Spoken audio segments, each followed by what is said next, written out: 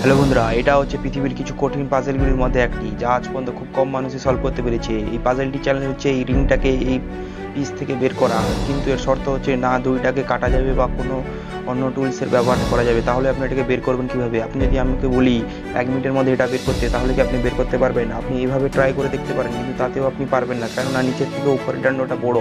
এবার পরে আপনি হয়তো ভাববেন মাঝখান দিয়ে যদি বলগুলোকে বের করে দেওয়া যায় তাহলে এই রিংটা বেরিয়ে যাবে, কিন্তু এতেও আপনি সফল হবেন না, কারণ না ওখানে একটা বল এখানে আটকে যাবে। কিন্তু আপনি যদি ভাববেন কাটা, কিন্তু এটা আপনি আগেও বলেছি এটা কাটা যাবে না, তাহলে এটা বের করার উপায় কি? চলুন আমি আপনাদেরকে দেখাই কিভাবে আপনি এটাকে বের করবেন।